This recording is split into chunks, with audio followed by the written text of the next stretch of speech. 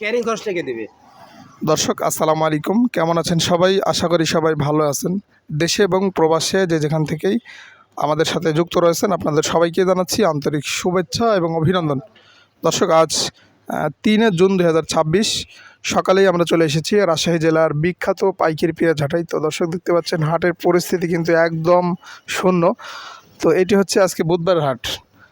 তো হাটে কিন্তু অল্প কিছু পেঁয়াজ আমদানি হয়েছিল, তো আমি নিজেও পেঁয়াজ বিক্রি করলাম। তো আসলে পরিস্থিতি খুব একটি ভালো না, পেঁয়াজের পরিস্থিতি খুব খারাপ। এই যে দেখতে পাচ্ছেন আমার পাশে এক ব্যাপারী ভাই রয়েছে। তো পেঁয়াজ দেখতে পাচ্ছেন, সমস্ত পেঁয়াজ কিন্তু এগুলো ঈদের আগে কিনা না, ঈদের আগে কিনা। এই যে রসুন আছে দেখতে পাচ্ছেন, এগুলো ঈদের আগে কিনা। তো ঈদের পরে আশা ছিল যে পেঁয়াজের দাম বৃদ্ধি হবে, আসলে তেমনটা হয়নি, খুবই কম পেঁয়াজের দাম। তো মোকামে নাকি পেঁয়াজ ক্রয় বিক্রয় একদমই সীমিত। তো আমরা দেখতে পাচ্ছেন এই যে এগুলো হচ্ছে রসুন, একদম কোয়ালিটি সম্পন্ন রসুন, কালো দেখতে পাচ্ছেন। এগুলো হচ্ছে মাঝারি চেয়ে একটু বড়। তো আমরা ব্যাপারী ভাইয়ের সাথে কথা বলে জানি আসলে আজকে কত যাচ্ছে বা এগুলো কত করে কিনা ছিল আপনার? এগুলো ছিল 2800-2900, এখন বাজার আগে 2400-2500। 2400-2500 হচ্ছে আজকের বাজার রসুনের। তো এগুলো কিনা হয়েছিল 2800 থেকে মানে 3000। আর পেঁয়াজ দেখতে পাচ্ছেন এগুলো কত করে কিনা হয়েছিল? পেঁয়াজ কিনা ছিল ওটা 1300-1400, 1300 থেকে 1400 কিনা হয়েছিল। এখন বাজার হয়ে গেছে 1000 থেকে 1200। 1100, সর্বোচ্চ হচ্ছে 1200। এই যে এগুলো হচ্ছে ছোট পেঁয়াজ দেখতে পাচ্ছেন। তো আসলে পেঁয়াজ যদি মোকামে চাহিদা না করে পেঁয়াজ, তাহলে কিন্তু হাট ঘাটে এগুলো কিন্তু পেঁয়াজ ব্যাপারীরা কিনবে না, কারণ লস দিতে কেউ ইচ্ছুক না। তবে কৃষকদের কি লস হচ্ছে না? কৃষকের লস অর্ধেক, পরিমাণ সার ওষুধ এবং প্রচণ্ড লস। ওষুধের বহুত ভুগযোগী, সারের যে দাম, সার এবার মানুষে পায়নি, তেল পায়নি, এত কষ্ট করে নিয়ে এসে এখন আবাদের করে বেচতে দাম পাচ্ছে না। 1800-2000 বাজার হলে গৃহস্থ একটু ভালো হতো। সব জিনিসের দাম বেশি, কিন্তু পেঁয়াজ রসুনের দাম নেই।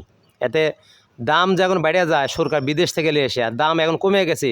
সরকার কৃষিমন্ত্রী এরা যে নজরদারি করে পেঁয়াজ কিছু দেশে অন্য দেশে পাঠায়, গৃহস্থ বাসে, চাষিও বাসে, দেশটা ভালো থাকে। আসলে আমরা দেখতে পাচ্ছি প্রতি বছরে কিন্তু পেঁয়াজের দামটা কমছে, কিন্তু সার ওষুধ এবং কীটনাশকের দামটি কমছে না।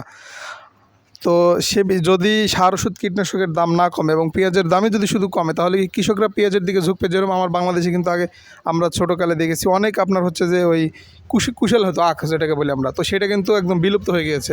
তো পেঁয়াজও কি এরকম হবে? এই পরিস্থিতি হলে কি মনে হচ্ছে? পেঁয়াজও এরকম হয়ে যাবে।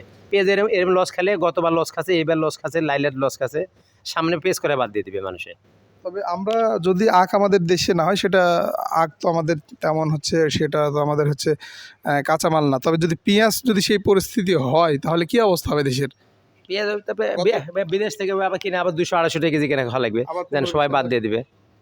হ্যাঁ, আগের মতন হয়ে যাবে আবার। তো দর্শক, আমি বলবো সরকারকে যে এই বিষয়ে একটু পদক্ষেপ নেন। বাংলাদেশ কৃষি প্রধান দেশ, যদি কৃষক না বাঁচে তাহলে কিন্তু বাংলাদেশ বাঁচবে না এবং বাংলাদেশের অর্থনীতি হুমকির মুখে পড়বে। তো দর্শক, এই ছিল কিন্তু রাজশাহী তাহিরপুর। আজ তাহিরপুর পেঁয়াজের বাজার গেল কত? 1100 থেকে 1210। 1100 থেকে 1210 সর্বোচ্চ। হ্যাঁ দর্শক, এই ছিল আজকের সর্বোচ্চ তাহিরপুর থেকে পাইকারি পেঁয়াজের বাজার দর। দর্শক ভালো থাকবেন, আমার কৃষি চ্যানেলটি সাবস্ক্রাইব করবেন। দেখা হবে পরবর্তী ভিডিওতে। আসসালামু আলাইকুম।